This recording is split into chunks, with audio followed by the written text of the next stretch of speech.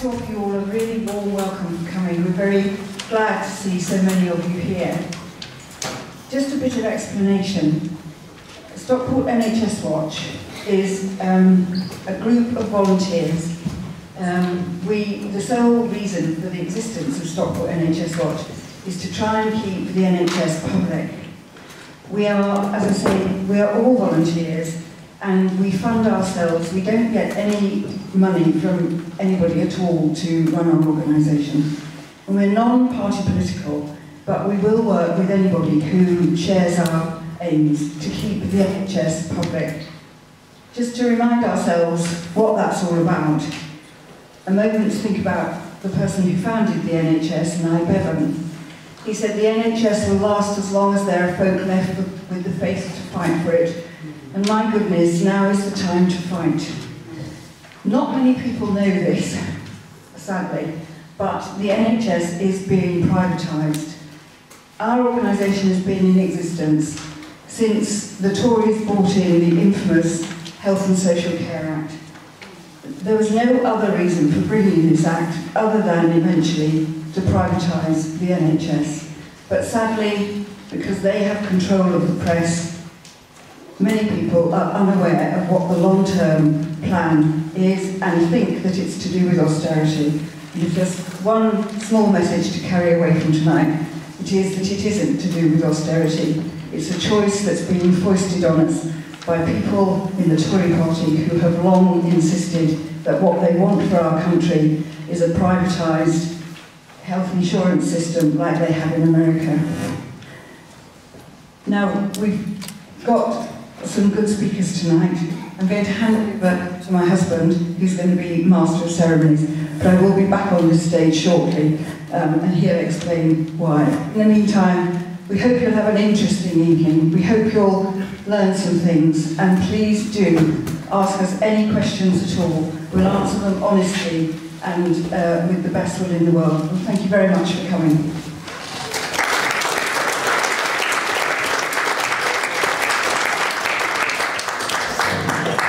Good evening, ladies and gentlemen. I'm going to make a full disclosure and say that the chair of Stockport NHS Watch is my wife, but she's already spilled the beans, so there you go. Thank you very much for coming this evening. I've actually got a crack team supporting me. I have Ian, who's kindly going to switch off the lights so that my slides can be shown in their full glory. Ian, if you would like to do that, thank you. And I have Dr. David Wrigley, who's not only going to speak further down the track, like the next speaker, but he's also kindly to put forward, do my slides. Anyway, ladies and gentlemen, the theme of our meeting this evening is something we're deeply worried about, the possible end of the National Health Service. Next slide, please. Thank you. And we have two aims of this meeting. One is to make people who are not already aware, and there may be not many of you, but who aren't already aware of what is being done to the NHS and what ultimately it might mean for your health. And secondly, to encourage new members to join Stockport NHS Watch and join our thin ranks campaigning here and there. Before I proceed, is the microphone okay? Yes. Good, good. Next slide, please. Thank you. I'm going to say a little bit, well, my whole theme is Project Brexit. You remember Brexit, which is about destroying our relationship with Europe? Well, Project Brexit is about destroying the NHS. I'm going to say a bit about the national scene and even a small about what's going on locally. But I want to put what's happening in historical context. Next slide, please. The story goes back 30 years to this character, Geoffrey Howe, who had a dream. He had a dream of killing off the NHS. Next slide, please. And in a cabinet meeting in 1983, he and Maggie Thatcher proposed ending the state provision of healthcare so that medical facilities will be privately owned and run, and those seeking healthcare will be required to pay for it. Thank you. So they had a dream, but there was a problem. The electorate didn't share that dream. And in the most recent poll, over 80% of people are opposed to selling off the NHS to the private sector, for reasons we'll come to in due course. Quite poignantly, the NHS was cited in a poll published this month as the top reason for people feeling proud to be British, and I share that. So, there's a problem. You want to destroy the NHS, if you want to get elected. So you've got to proceed by stealth. As Michael Portillo said in 2011, if we told the public what they were going to do, then they wouldn't have voted for us. Next slide, please. And indeed, the key minister in charge of Tory policy, Oliver Letwin, who wrote a book called Privatising the Universe in 1988, dreamt that the NHS would not exist within 5 years of a Conservative election victory. So profound was his loathing of this organisation. Next slide, please. And then there's Jeremy Hunt, described as Secretary of State for Health, but by his behaviour would think he was the Secretary of State against health. Our ambitions, he said, should be to denationalise healthcare in Britain. Next slide. So the only way to deliver this would be a strategy that involved deception, spin, and outright lies. And I could bore you witless over the next hour or so describing what has been happening in that respect. But I want to focus a bit closer to the present. Thank you. I want to talk about the period of the last 6 years, where Project Brexit has made huge advances. I want to talk about defunding, disorganisation, discrediting, and dismantling the NHS. Thank you. Let's talk about defunding. Next slide, please.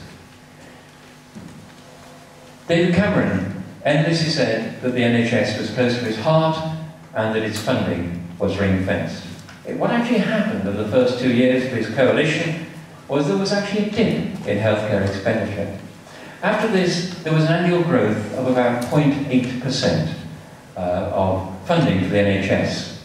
This was a lamentable historical first, because the average increase in funding year on year since 1948 had been just under 4%. And why 4%? Next slide, please. It's because the demand on the NHS, on average annually, increases 4%. We have an increasing population. More people need care. We have an ageing population. People may need more care. We have medical advances, which we hope the people of Britain will be able to take advantage of. And also, ironically, there are government targets. So this 1% increase in funding for the NHS amounts to a net cut of 3% per annum, against a background of a service that, compared with the European average, is absurdly underdoctored, undernursed, and underbedded. Next slide, please.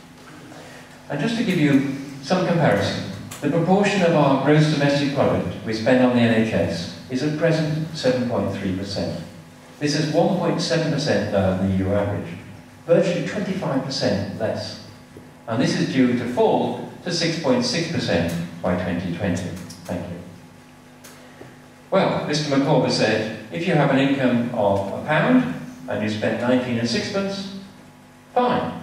If you have an income of £1 and you spend £20 and sixpence, what faces you is ruin. And this graph really describes that evolving ruin. Until recently, most trusts were in credit. But as you can see, the deficit of NHS trusts has increased year on year spectacularly, until the recent figure when the collective debt of trusts is about £2.5 billion. But actually it's worse than that, because the trusts were instructed to lie, or at least to create accounting, by the Department of Health, for reasons that I won't go into. But at least we're £2.5 billion adrift. Thank you. So defunding has had the entirely predictable result of starting to bankrupt the NHS. Next thing is disorganisation. Terry mentioned the 2012 Lansley's Health and Social Care Act, the biggest reorganisation in the history of the NHS. 346 pages of largely leaden prose, but buried in it were little buckets of acid. And in particular was Section 75. You can see what a nerd I am. Section 75, which was about opening all new contracts in the NHS to private providers. Suddenly the NHS had to be open to benefactors of society like Virgin and so on and so forth. The Health and Social Care Act has been catastrophic. It's resulted in chaos in the NHS. It cost between £2 and £3 billion. And even David Cameron admitted, he said it was the worst mistake he ever made, and the competition for that accolade is pretty fierce. But that wasn't the end of the story. Enter stage left Simon Stephens, fresh from 7 years working for United Health as one of its vice presidents in the United States. And he's developed the idea of sustainability and transformation plans.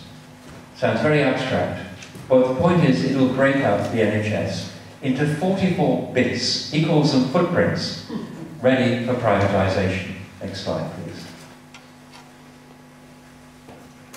So, disorganisation. Next, discrediting. Next slide, please. The NHS has a good reputation amongst the general public, many of whom will have had experience of using it.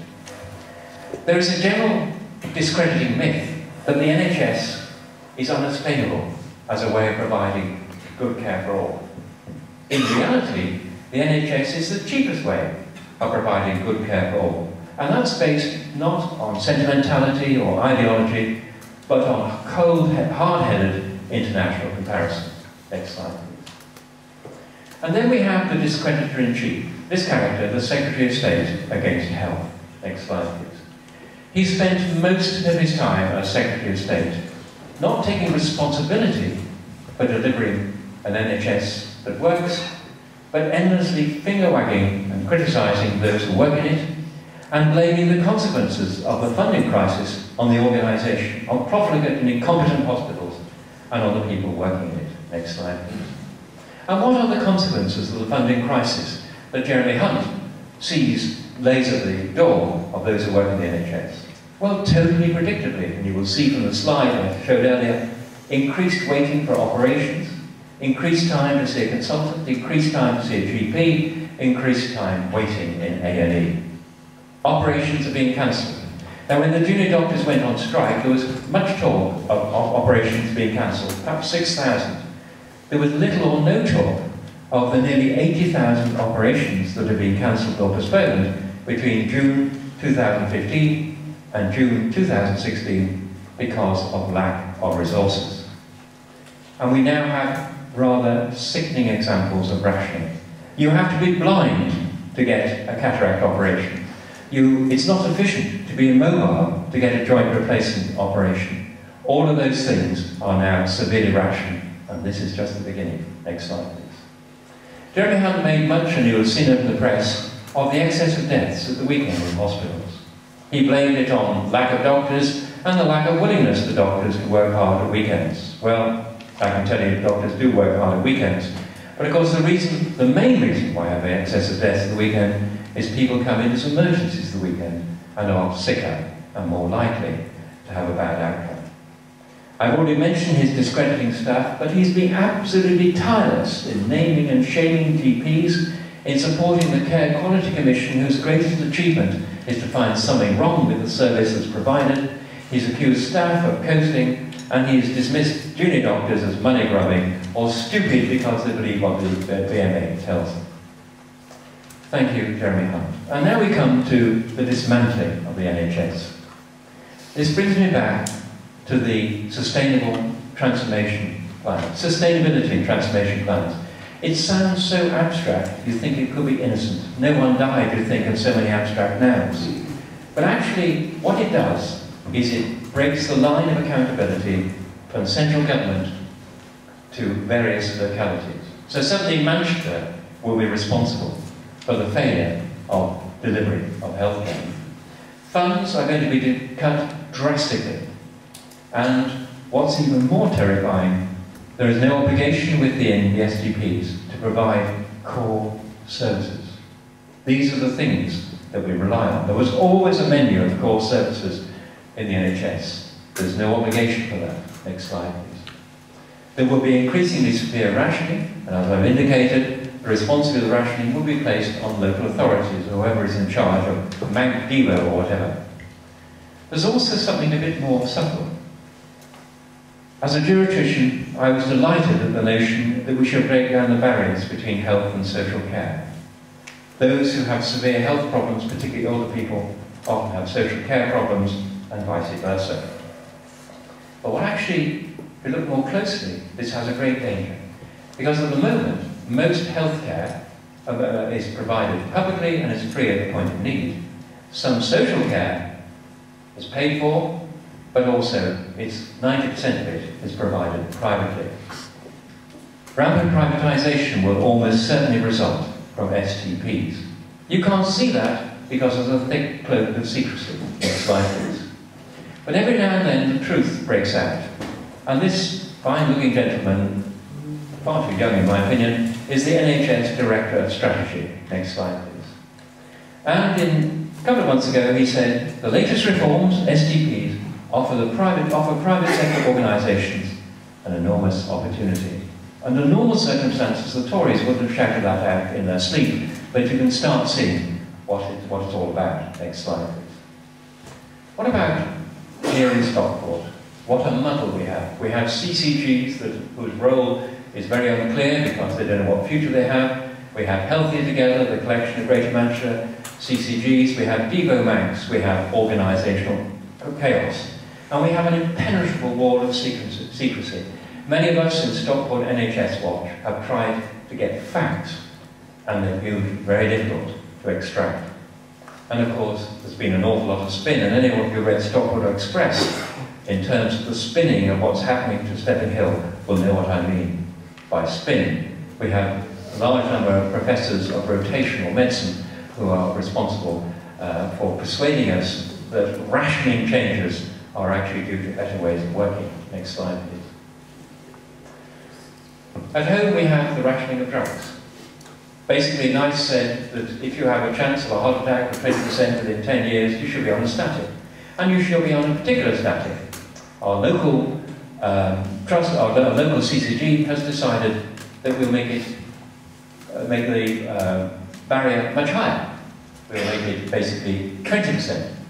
And what's more, you won't get the statins that cause fewer side effects and are more effective. You get the statins that cause bigger side effects and are less effective.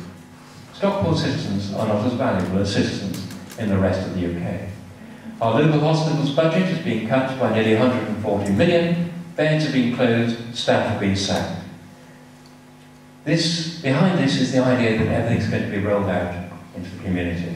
And I've heard that before for many years, and it's nonsense, particularly as there's a plan to reduce outpatient appointments by 50% and GP appointments to fall by 30%. Next slide, please. But you ain't seen nothing yet, because the NHS, or whatever funding it contributes to the new STPs, has to make 20 billion savings by 2020. This is in the context of savage reductions in social care budget, a 40% drop since 2010. And of course this increases the pressure on NHS, as we can see in what's happening in accident and emergency departments. Thank you. So what's your future? Well, we have an NHS led white by further planned underfundings. We have bled even whiter, if that's possible, by paying for the profits of private companies. Quite properly, they have a fiduciary duty to ensure their shareholders basically recoup from what the private sector does. There will be savage rationing, and as time goes on, we'll have increasingly skid row services for those people who are stupid enough to be uninsured, as in the States. The NHS will be gradually replaced by private medicine for those who can afford it. So, I have to tell you, ladies and gentlemen, Project Brexit is close to completion, and that's what this meeting is about. To let you know what's happening, and hopefully to inspire you to do something about it. Thank you for attending.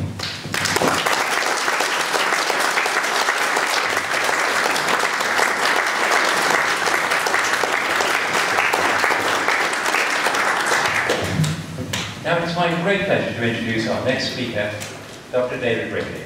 He's an eminent general practitioner from Carnforth in Lancashire who knows from his own experience what frontline healthcare is about. He is a leading and tireless campaigner, defending the NHS against those who would destroy it. And I'm delighted to say he's recently been elected Deputy Chair of the BMA Council. He's also co-author of a remarkable book. Could you press the next slide, please? There you go. That gives chapter and verse of what I've been talking about. If you don't believe a word of what I'm saying, all you need to do is read David's book. It's brilliant but frightening. So David, the floor is yours to be brilliant and frighten us. Thank you.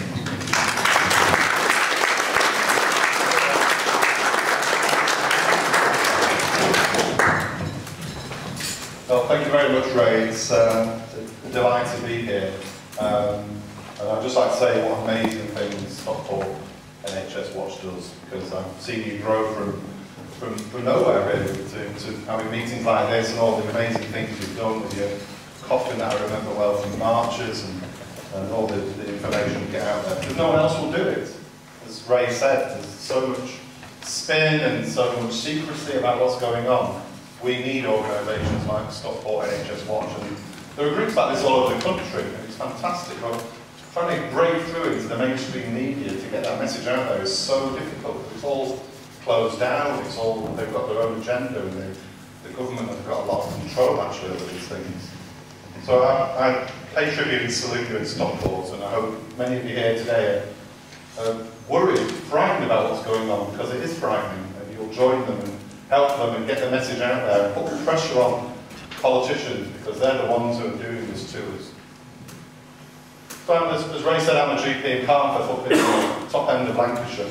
A very busy practice. We've got 15,000 patients. I've got 1,200 patients on my list. Often my Mondays are 14, 15 hours long. Seem never ending, chasing my tail, never getting on top of things. That's how things are. I've been a GP now for over 15 years, and it's just never been so busy where you constantly go, you never get time to stop and think. As a doctor, you need to have time to do that, to think about the decisions you've made and the patients you've seen, but now it's just never-ending, non-stop. I mean, I blame politicians for that, I don't blame patients for that. Patients deserve the best from the NHS, of course they do. And I go through them with their illnesses of desperation and despair. Illnesses that sometimes they recover from, illnesses that they don't recover from. I see them in their homes, and I'll meet them in the supermarket or in my village, and I'll talk to them there. It's a wonderful thing. General practice is such a wonderful thing. We really need to cherish it. And it's a part of medicine often that's dismissed as, oh, it's just coughs and colds. It's nothing really special. And I know that's very different. We have 10 minutes with each patient. You get presented with symptoms that sometimes are very incoherent. You've got to try and make out what this might be. And often it's the start of an illness that hasn't really become an illness yet. It's just the symptoms. And if we were given the time and resources to spend more time with patients, it would make such a difference. And those who are not GPs, like the Daily Mail, think it's such an easy job. We're lazy or we're on golf courses. But dealing with that uncertainty really does weigh heavy on us. And it's really tough, because not knowing what that diagnosis is, you've got to try and work it out, is quite difficult. And now we're seeing somewhere 40 to 50 patients a day, and it's really hard to sort of keep focused on that, because you don't want to see a tired doctor. And that's often what our junior doctors were fighting about. A tired doctor is not a doctor you want to be seeing. So I'd like to just also tell you a little story about the wonders of the NHS. It's from a chap called Harry Keane. I'm sure Ray knows him. Unfortunately, he's died now. It's a wonderful story, and I'll just briefly tell you it, because it is amazing. It starts by saying the NHS was conceived in 1948 to replace a patchwork of charity, private and municipal hospitals that left many people without care, because they couldn't afford the fees for treatment or medicines. The decision to provide care free at the point and to share the cost fairly through taxation in the 1940s was really ahead of its time. And Dr. Harry Keane was in the early days of his career as a GP in 1948, and he could recall the impact of the NHS. And he said, "A few days before the 5th of July 1948, I visited a home on a large new estate where little Billy had come out in a measles rash. And he started to cough with bronchitis that often goes with it. I examined him, wrote a prescription for some medicine, received my 2-shilling fee, and said I'd call back in a couple of days. When I returned, the mother informed me that Billy was a lot better. But as we spoke, a loud hacking cough came from upstairs, and I commented that he didn't sound much better. "Oh no," said his mum, "that's not Billy, it's Johnny, his brother." On effort to take a look at him, she said, "I'd rather you didn't, doctor, we can't really afford it. It's just the same as Billy, so I've given him some of Billy's leftover medicine." Well, that day was 1948, July the 5th, and I told her from then on it wouldn't cost her anything, as the NHS was in place, and I eventually walked away feeling much lighter in my heart. The transformation that the NHS brought about in British medicine can only be imagined now, and the relief from the financial burden, the financial anxiety was palpable. And that's why many of us spend our time talking and fighting for the NHS for stories like that, because it isn't far away going back to pre-1948 where we might have to pay to see a doctor or have an insurance policy. And that fear of seeing a doctor, not about a diagnosis, but about whether you can afford to see them. That's not something I want to see. Now, I've spoken at dozens of meetings in recent years around the country. I've also spoken in America, actually. Met doctors there who have similar views to us. There are doctors like that in America. And they've got the most inequitable healthcare system in the world. If you've got the money, you can get the best healthcare in the world in America. But if you haven't got the money of insurance, you're at the bottom of the pile. And that's the worry that this is going to happen here.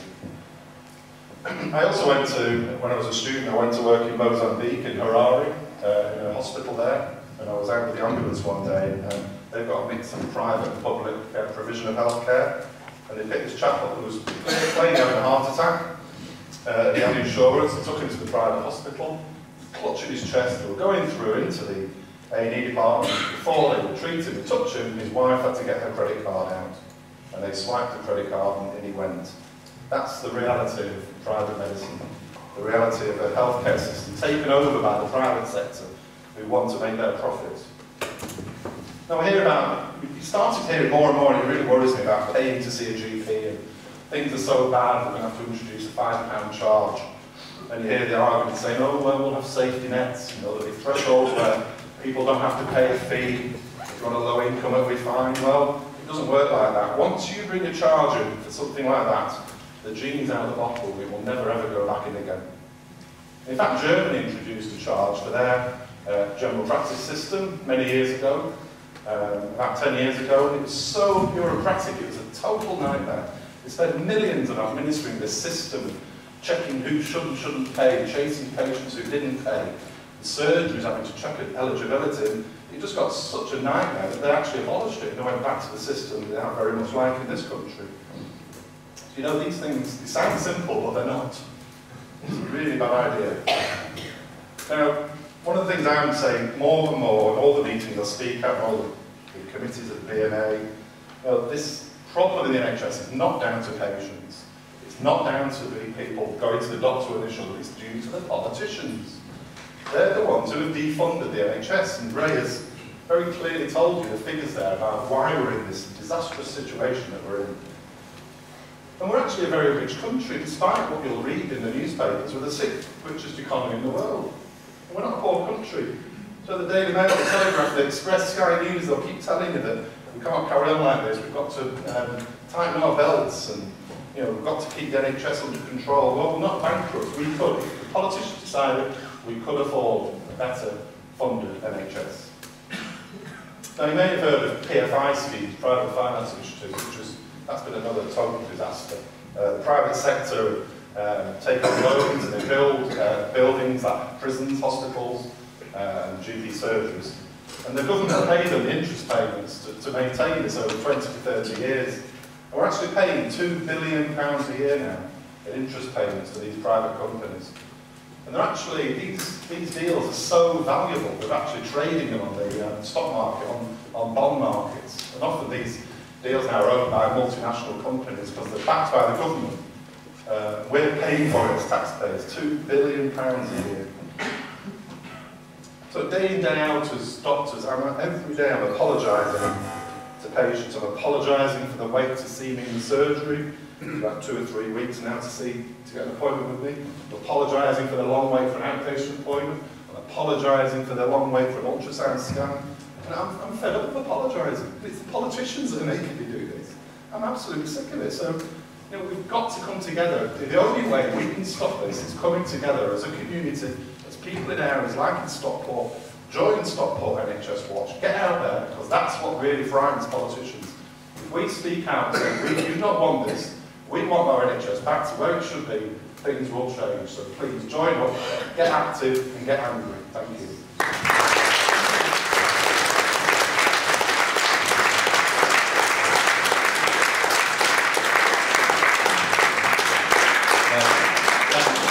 Brilliant, and certainly I think Stockport NHS Watch on the strength of what you just said. So thank you. Our next speaker was due to be Sarah Perry. I heard her first a year or so ago when she talked about her own experience of breast cancer and why the NHS was so essential to making that experience as good as it possibly could be. She was an incredibly inspiring speaker, but alas, she's not able to make it today because she's unwell. And so, at very short notice, the chairman of Stockport NHS Watch, Mrs. Terry Hallis, is going to read out Sarah's speech, or Sarah's talk, and then I'm going to show a few slides that she sent us, which I find are deeply moving and really socket to us about what the NHS is about. So Terry, the floor is yours.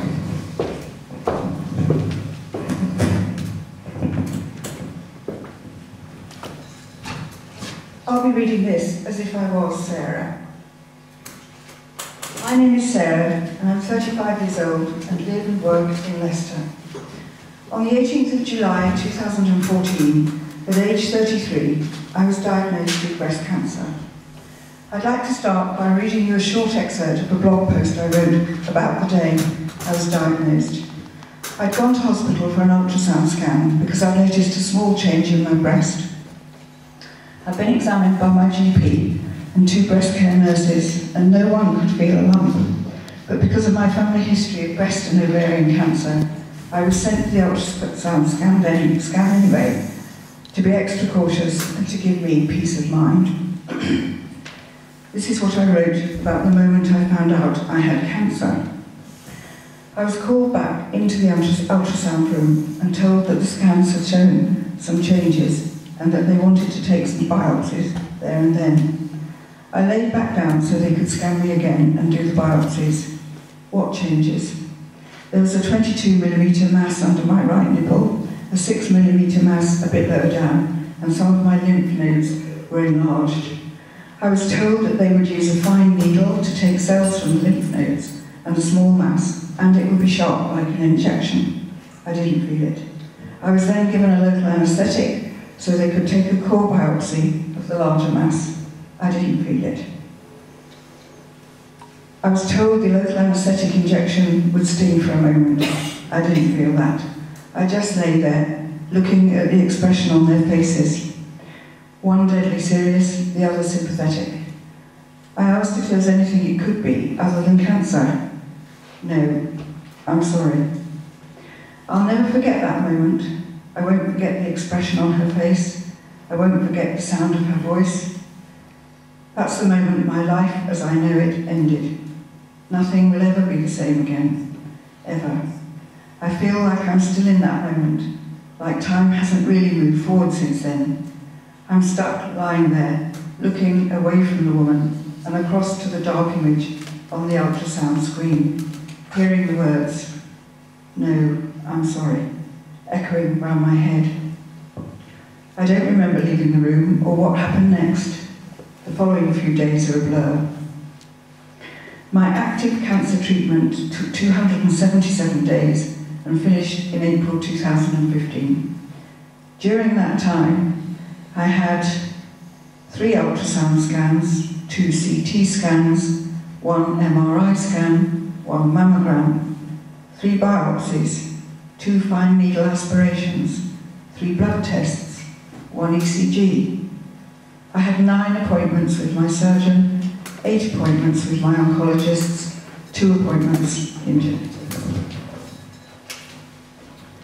6 rounds, which is 18 weeks of chemotherapy, 8 hours in surgery, 15 rounds of radiotherapy, 4 nights in hospital, 3 cannulas, 30 injections, 1 catheter, 3 drains.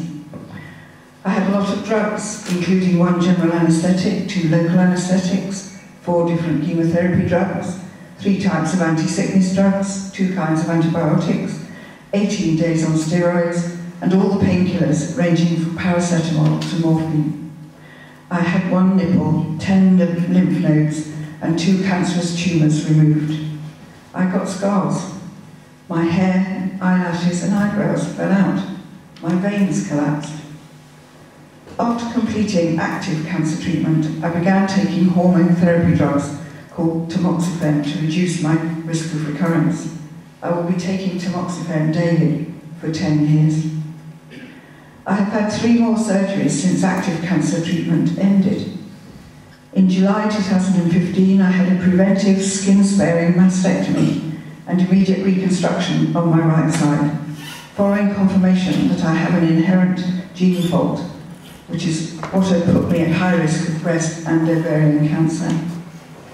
In November 2015, I had both of the temporary implants exchanged for permanent implants, and in February 2016, I had a nipple reconstruction. Since then, I have also had tattooing from the Burns and Plastics unit of the hospital to complete the nipple reconstruction, and I have also been receiving treatment for one of my surgery scars, which is hypertrophic and not healing as it should.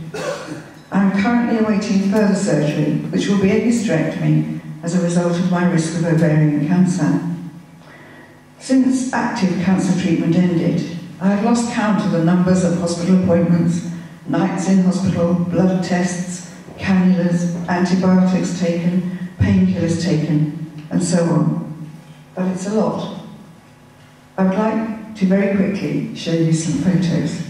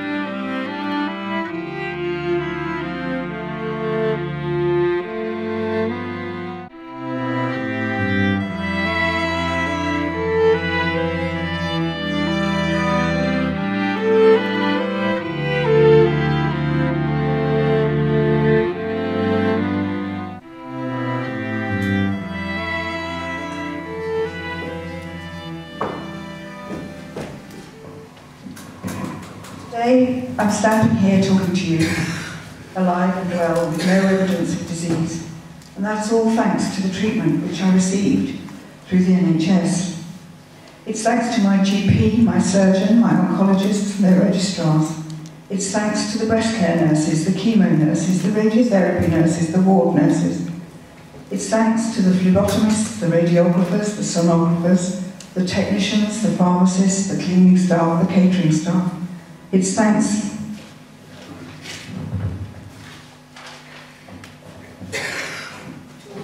to all the administrators, the receptionists, the people behind the scenes within the NHS. Not only did all of these NHS staff keep me alive, but they treated me with kindness and compassion, dignity and respect. I was able to trust them entirely. I was literally trusting them with my life, and I cannot speak highly enough of the care I received. But there's something else very important that I want to explain. I'd like to just go back to that moment when I was diagnosed. My world stopped. Everything became a blur. I was in shock and unable to think. There's very little that I remember about those early days, but one thing I do remember is that I was immediately given two pieces of information, key pieces of information. The first was the name and phone number of my breast care nurse, the person who would be my key contact throughout all of my treatment. One named person who I could go to about anything at any time. The second was a card with the time of my appointment the following week to meet with my surgeon. My breast care nurse and surgeon are part of a multidisciplinary team that were allocated to me from day one. This team have been responsible for deciding and planning the best treatment for me. They've kept me and each other informed at all times, answering my questions, explaining things I don't understand, but all the time taking the lead in ensuring I have swift and effective treatment. From the very moment I was diagnosed, I felt like I'd been picked up and was being carried by the strong, supportive and reliable arms of the NHS. That sounds a bit cheesy, but it's absolutely true. At no point did I have to worry about whether or not I could afford treatment. At no point have I had to make decisions about what treatment to have based on cost. At no point have I had to go out and find medical professionals myself that will give me the treatment I need when I need it. At no point have I had to fill out claim forms, sit in queues or on telephones, or risk delays to my treatment because I'm too shocked or too ill to deal with the insurance companies. At no point during my cancer treatment have I been made to feel like a customer. At no point have I had to question the motives of the organisation that is responsible for treating my cancer, or the basis on which decisions about that treatment I'm being offered have been made. Just one more slide.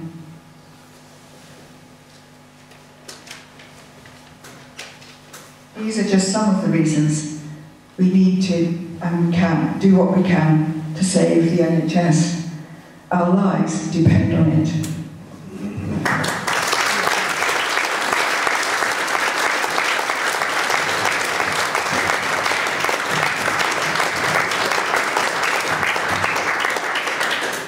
I don't think I've ever had a clearer expression of what's at stake when we see the NHS being torn apart by ideological and political decisions.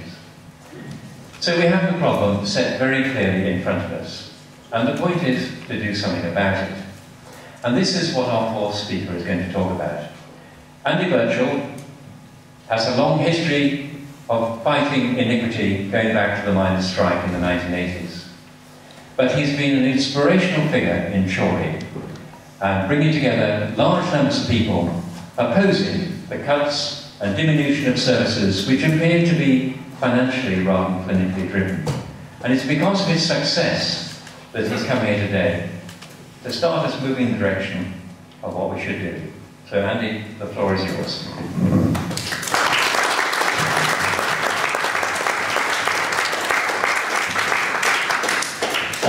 Thank you very much. Is that too loud for you? I might be over there a bit too close. Yes, thank you very much for inviting me. And I'm getting around now speaking to quite a few people because Our campaign in Chorley has been going on though since just before the 2012 Act. A group of us, a small group of us, who understood politics and understood the politics of the right, knew that when the Conservatives formed a coalition under the 2012 Act, that the end agenda was to privatise our NHS. So a group of us, a bit like Stockport NHS Watch, kept an eye on what was going on at our hospital, kept an eye on the developments with the CCGs and Health Watch and all the structures that was going on. Leading up to the legislation enacted that was challenged by the BMA, we held public meetings like this, and we warned that one day soon, when the Tories got in, if they got in again, we would be faced with what we have today. So we formed alliances with the unions inside the hospital. I'll make a declaration, I am a Labour Party member and a trade unionist as well. So we formed alliances with the unions in the hospital who would tell us the real stories. Not the spin, but the truth, what was really happening on the ground. And leading up to the closure of A&E, which I'm going to tell you a bit more about, but leading up to the closure of A&E, we had tried to privatise a couple of services, sterile services and transport services. And the community came out to say, hands off our NHS, hands off these people's jobs. And we came together and we won. We also stood with our NHS staff in the community when they had the pay dispute and the pensions dispute to say, these are our people that work on our behalf, and we demand that the state, their employer, looks after them. I got that principle from being a coal miner, and Ira Bevan was a coal miner. We had a special relationship with the health service, being coal miners, because every now and again we would get injured and we would need the medical profession quite urgently. And I remember in 1981, and this is the message, this is what still motivates me, sometime in the early 80s, I was about 20 years of age, the nurses, I worked at Parkside Colliery in Newland Willows, the nurses were on strike, and they came off the night shift. It would be illegal now, this by the way, but they came off the night shift, and they came to the pit, and they stood on the gate, and the union officials went out to them and said, right, what's your problem? And they said, we're in dispute, our employers won't settle with us, will you support us? And the shout came up, where I was a mile deep and 4 mile underground, and the shout came on the tannoys, the nurses are in dispute, get your things lads, we're going home. Yeah? So, to a man, we went home. And there's a big meeting. There was a big meeting in the pay hall. And if you've ever been to a meeting like this, you always get the cynics. And I'll never forget the union official till the day I die. And this is what motivates me to look after those that look after us. They were saying, hang on a minute, why won't lose money and they just come off night shift? Why am I losing money and they just come off night shift? They're not losing any money. We've got that side of this in my eyes. They're not losing any money. Why should we lose money for them? Right? And this is what he said to them.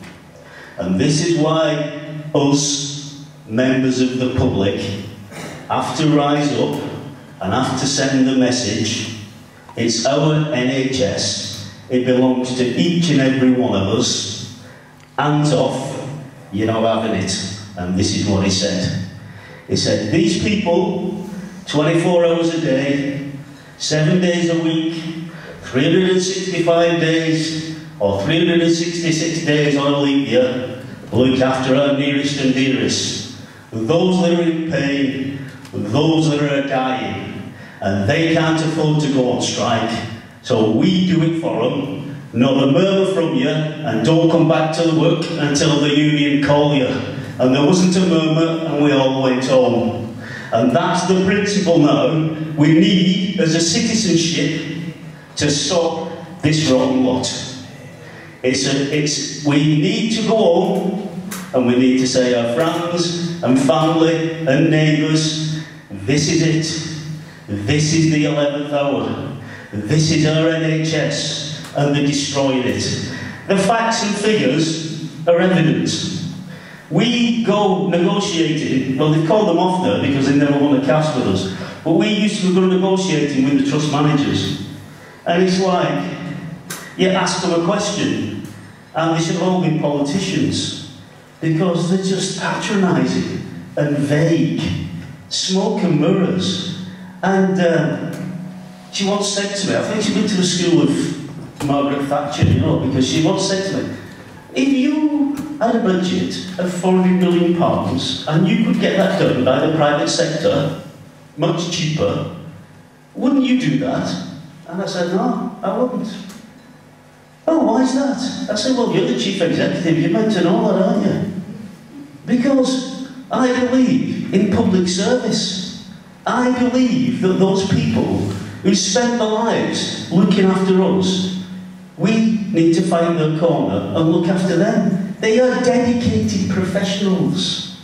Even the porters and cleaners in the hospitals. If you ever get into a room of a bunch of people who work in the NHS, it becomes tediously boring, the passion they have for the service. Yes? And I told her all this. I said, so we don't believe in private healthcare. We don't believe in the profit motive.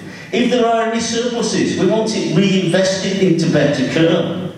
If you want to run it efficiently and effectively, then that's fine. But you don't do it without involving us, because the NHS belongs to each and every one of us. So what happens? We have these meetings with them over years, and then in the 11th hour, they said to our community, we're closing your A&E. They told us 2 days' notice. It's a temporary closure of your A&E. It was a cynical move because if it was a permanent closure, they would have had to consult the public. There'd have been rooms full of people like this all over Chorley and South River, which is basically Leyland and Bamber Bridge. And they'd have had to explain to these people why they were withdrawing a life-saving service from a population of 270,000 people. So they thought, we'll do it by stealth. We'll tell them it's temporary and there won't be a public outcry. And I told them at the meeting with 2 minutes, that they give us with 2 days notice, that you think we'll not be up in arms, you've another thing coming. And I sat with a close colleague in Witherspoons in Chorley, Thursday night, and I said to him, what are we doing, mate? He said, it's time for direct action. I said, what do you mean? He said, outside the hospital Saturday morning, put it on Facebook, let's see how many turn up. We've been going 25 weeks, by the way, this Saturday. This Saturday morning we turn up, 10 o'clock, Saturday, April. We're thinking, you know, like you do. If everyone's been a campaign, you think, just come with me and him. Right? It was like, seriously, it was like the cavalry coming over the hill. People just kept coming. We ended up 200 people on the gate. And they've been there ever since. 100 to 200 people. And the things that they tried to do to discredit us. If the public don't act, we're all apathetic and don't care. But if we do act, we're militant extremists. We're an unruly mob. And that's what they challenged us with. People who were in wheelchairs, people who had their lives saved with heart conditions, old people that were concerned about the families and wanted the health care for the next generations. They were the people still on the gate. And although I've been part of leading this campaign, it's not been about me. And it was a fantastic introduction, by the way, quite humbling. It's not been about me, the I, it's been about the we. And the inspiration I've got from people in the campaign that have never been campaigners before, that are completely and utterly politically naive, just saying, this is our NHS, hands off. They're not politically naive now, by the way, after 25 weeks. But saying hands off has been a real inspiration. And the real inspiration, and I don't want to be sexist here, by the way, because I believe in equality, the real inspiration, and it may still reflect what still goes on in our society, has been the women. Many of them haven't been activists before, but they've been the real inspiration.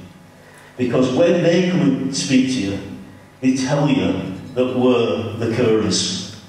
We care for the kids, and we care for our elderly parents, and we know we're the ones that worry if anything goes wrong, will the health service be there for them? And they've been a real inspiration, tireless, and to be quite honest, fearless. They were taking a decision to, the CCG, the clinical commissioning groups, were taking a decision whether to reinstate our A&E. And we've got this Facebook page. There was 800 people on it at the beginning of the campaign. There are now 17,000. And it happened in 2 weeks. The politicians, by the way, are terrified of me putting anything on this Facebook page. When I meet with the politicians and say, will you support us? Some of them have been reluctant. They'll say, well, I'll let them know on Facebook. And then they suddenly come over to our side. It's absolutely phenomenal, the way that this works. Right?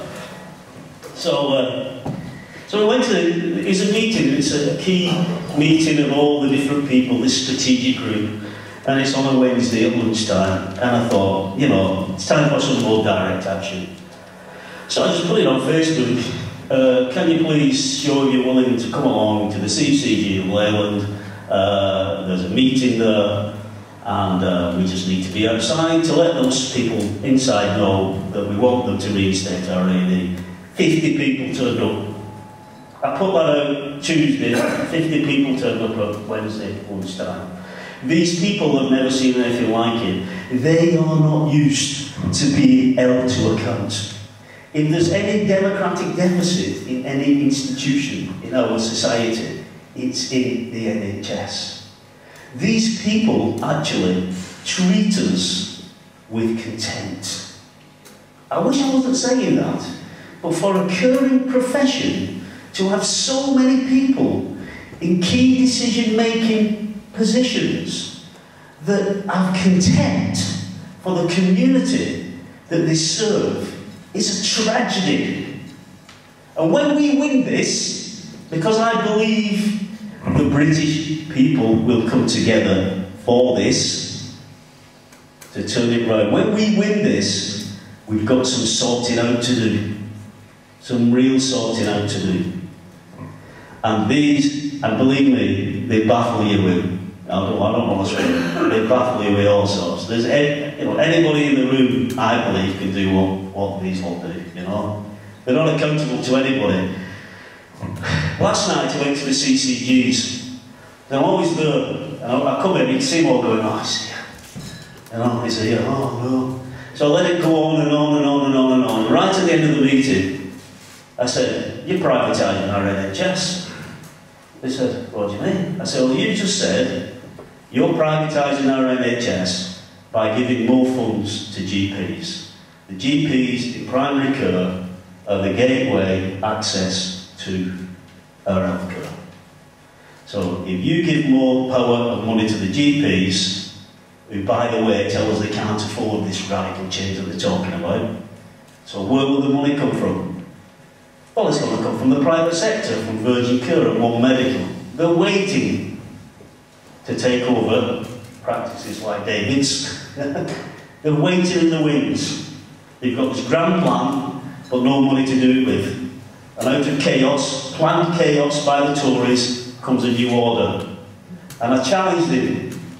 I said, you are using trusted family GPs as a front to privatise our NHS. Do you know what he said back?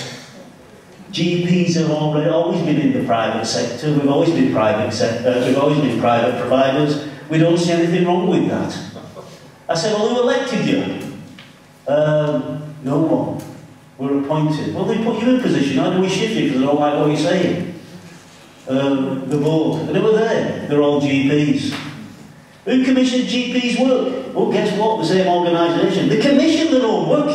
I've never seen a bigger conflict of interest in all my life. So it's rotten to the core, this. It's rotten to the core. And only people power, only people coming together, only people in this room will stop it. The politicians are playing games with us. All of them. And I'm in the Labour Party myself. And I know we've just got Jeremy Corbyn back that I've worked hard to get him re-elected as a leader. But some of the other people around him, I don't quite trust them yet. Yeah? So, we treat politicians with there's a bit of ducking and weaving going on here. And we make them stand up and be counted. They actually, I've embarrassed them, they actually come on the gate with us. We've had Tories on the gate with us. They've not stood aside of me, by the way, but we've had them on the gate. So, the idea is to, I've got 2 minutes to say. The idea is for everybody to come together. And we've got to act. And it's time for direct action. When we made the decision to go on the gate of the hospital, we've had marches, we lobbied, any decision makers, we're going to lobby them, whoever they are, right? We have a group of people that turn up and ask questions. If they won't let them in, we ask them at the doors before they get in, right? We've had marches, we've had petitions, we're out there in the streets. You say about your NHS, people stop, talk to you, sign it. It's like no other campaign. People get it. They know what they're doing to it. But only people power will change it. Don't rely on the unions. The secondary legislation won't let them. They're terrified of the fines and being sequestrated. Don't rely on the politicians, because with the exception of a few, they're a bunch of shysters, in my view. The only people that can turn this round are people like us in this room. The NHS belongs to each and every one of us without exception. Without exception. Our campaign messages, and they're not having it. Hands off. Someone's wrote a song, I might have I just want to see these words in the chorus, and it goes like this. One of our campaigners wrote this song.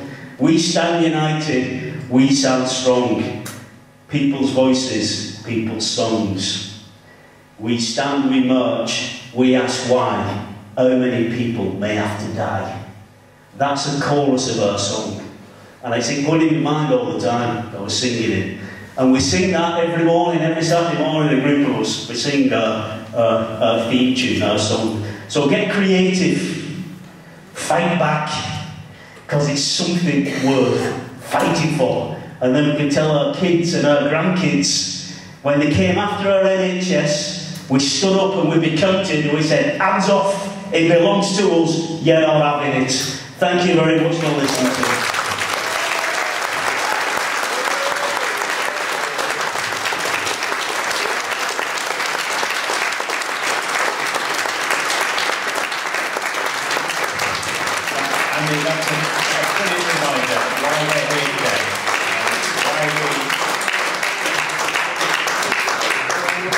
It's a reminder why we're here today and why we in Stockport NHS Watch want to increase our impact. At the moment, we sometimes feel like a little hare basically bumping against the arse of a rhinoceros. That's just, the impact we make. So we want to find ways in which we can raise our game, and already Andy's indicated ways which we might do so. So what I'd like to do is ask the speakers. Terry is standing in for Sarah, and David, and Andy. Could you come up to the top? I'm going to have a quick conversation. I'm going to quiz you a bit, and anticipate perhaps some of the questions, and then we'll shortly afterwards have a Q&A.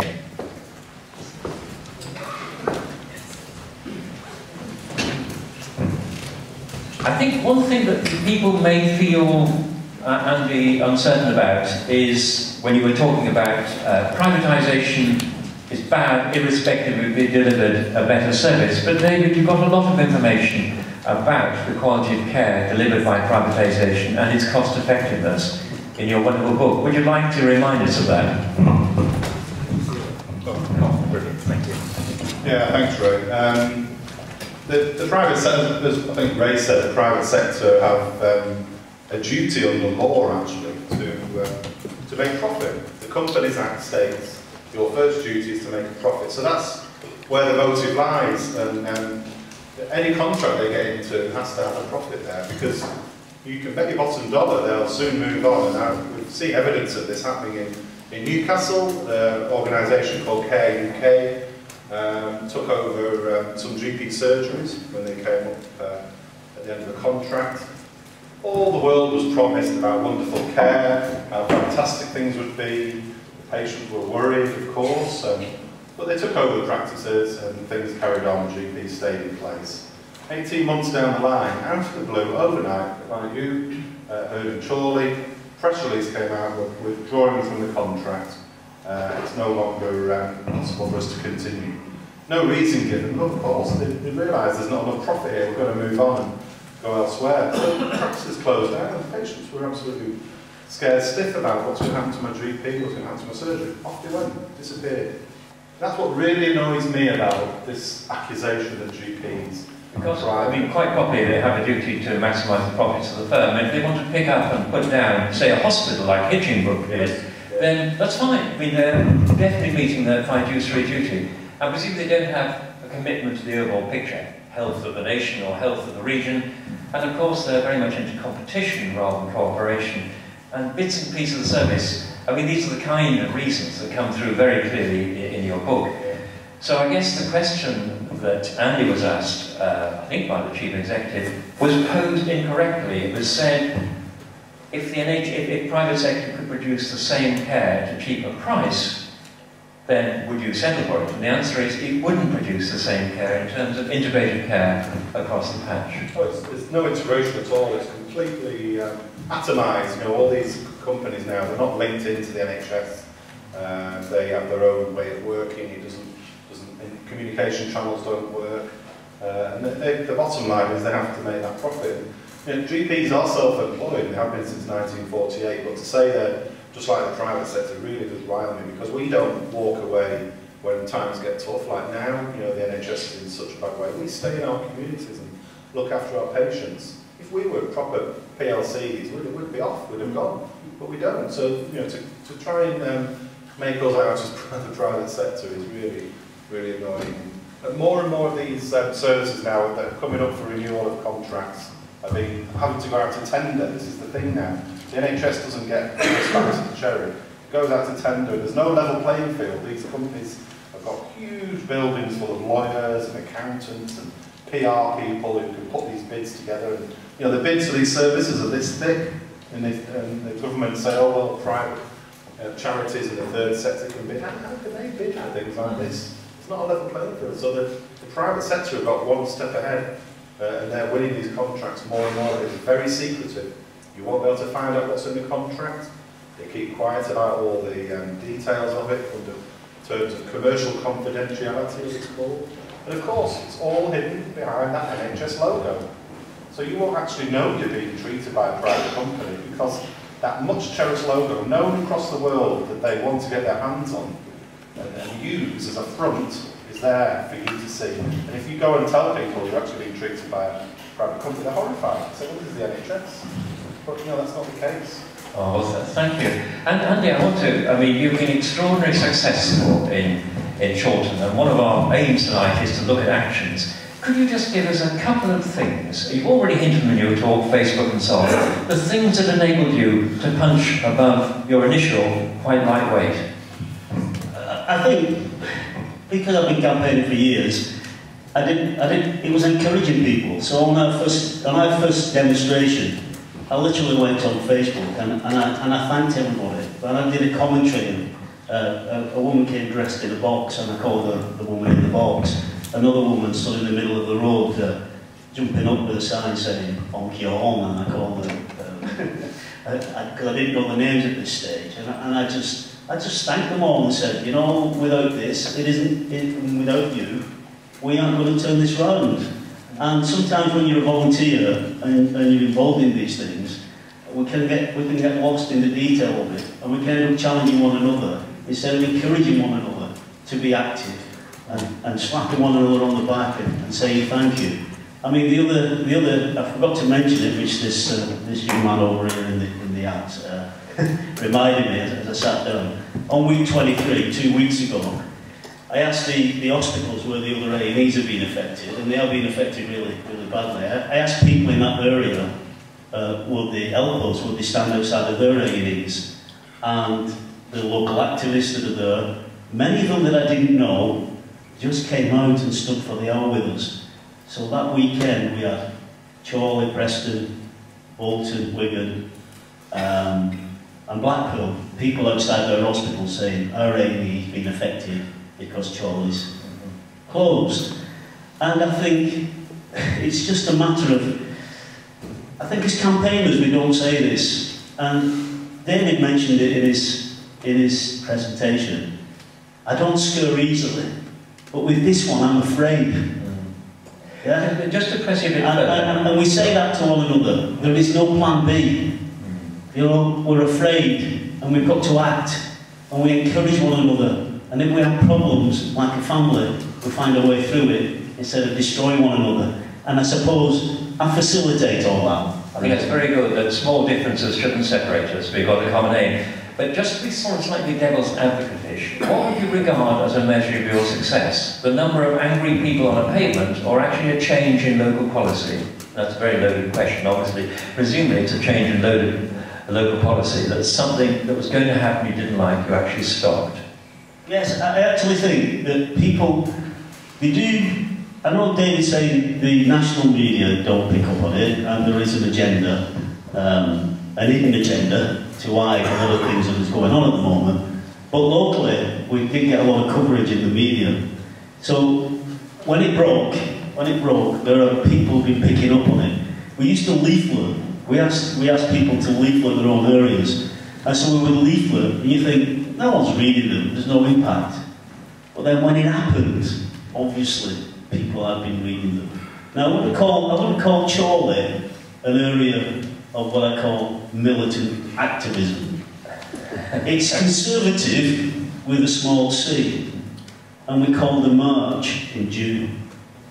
And 3,500 people turned up to this march in the rain.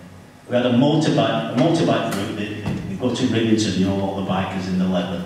And obviously they use the A&E if they come off the bikes. And without prompting, 200 bikers turned up to actually lead the march. We couldn't let them, so they just like set off down the road. But it was phenomenal, the noise that they made and the impact that they had. And all these ideas, we've allowed them to do it. I mean, the council leader said to me, you're not having a march, you need to do a risk assessment. And I said, no, you need to do the risk assessment, we're marching. Yeah?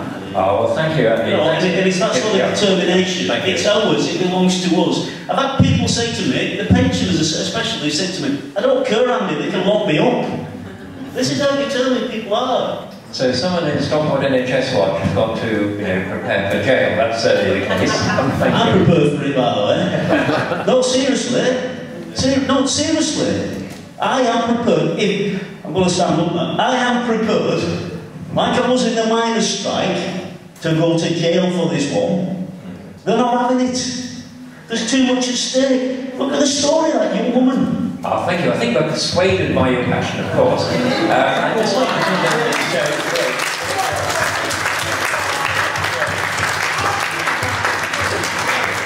I said to my wife, bring me a cake with a file in it. Terry, I mean, when you were reading the account of her illness from Sarah Perry, and I bet you probably find it difficult to get to the end of it without crying, but what particular things did it strike you about that's relevant to our making the case for the NHS? I think the thing that struck me more than anything was, at one point she said, I didn't have to think about whether I could trust the people who were making the decision, the basis on which they were making that. And I think I'm almost 70, I've had the NHS all my life. I too have never thought about that. And the thought that I might have to think about it is absolutely bloody terrifying. The thought that somebody might be recommending, as they do in America, you know, that you have X, Y, and Z tests, that you need X, Y, and Z treatment, simply so that they can cover themselves. Whereas in fact, it's not what you need to rely on is professional judgment. Ray and David and all sorts of medical staff have spent a long time training, which we pay for, actually. They don't want this training to be just undermined by some insurance company. You know, that's their professional judgment. That's the only basis on which all this should happen. And if I could just say how I spent this afternoon. There's a young man in the audience, Ashley. Ashley and I spent the whole afternoon at the Trust Board meeting of Stepping Hill Hospital. And some of you may have noticed that I've had a running correspondence with the Chief Executive, Anne Barnes, and you wouldn't think that there was too much to argue about. You know, 400 jobs have been cut, and 2 wards, and possibly 1 more. 2 wards are definitely going. That seems fairly straightforward, doesn't it? Not too difficult to understand that. You'd think it could demand a fairly simple answer. This afternoon, I got told that it's all going to be fine. It's going to be a wonderful new way of working in the community, that sorting people out in the community will stop them having to come into hospitals. When I said the evidence is there, doesn't back it up, doesn't affect hospital admissions, she said that's a very old-fashioned way of thinking and a very old-fashioned way of working. And then, to my astonishment, the Director of Finance, who rather endearingly calls himself a DOF, a Director of Finance, he referred to himself in the third person like that. He said, speaking as a DOF, he said, there have never been any cuts to the amount of money this hospital has received. I'll just repeat that because I nearly fell off the bloody chair. There have never been any cuts since we were made a trust in 2003. We have never had any cuts to the money we've received for this hospital. He said, the reason we're in a shortfall is because of an increase in demand. Well, I'm not very good at sums, but even I can work out that if you get the same amount of money, but more people to spend it on, that's a cut in terms of how you manage your hospital budget. You're absolutely right. It's the absolute, total and utter contempt with which all these people who are supposed to be on our side, this is a facility, a service that we pay for, and this is what you get told. It's a disgrace. It's an absolute disgrace. Oh, thank you. One final point, David. The argument is that you can reduce hospital services because there's going to be expansion of service in the community. I saw David wincing at that argument. No, I was just Terry made a very good point actually about doctors' motives, and when I went to America to speak to like-minded doctors, it's very interesting. There's a survey every year in this country for the last 20 years of who do you trust most in a profession, and every year doctors come at the top of this poll, a very large, well-researched poll. Right at the bottom, actually, are politicians every year. But in America, it's very different. Doctors in America are down in the middle somewhere, because patients don't really trust their motives. They order tests or they'll give them treatments because there's a kickback for them. And I know that doctors in America, if they order a certain scan or they put a certain hip joint in, they'll get some commission from it. The hospital will get some profit, or they will. So the patients don't really know whether they're actually being treated with the right treatment or the best treatment, or is it just the one the doctor will get the most commission from, and that is not an NHS order. And that's pointed out in 1953 by an economist who was a right-wing economist called Kenneth Arrow, which says you cannot have a genuine market where you have asymmetric information, where the buyer doesn't know what the seller sells. Ladies and gentlemen, we've now reached the magic hour of 10 to 9, and what I'm going to suggest, 2 things. One is, whiz out, but for no more.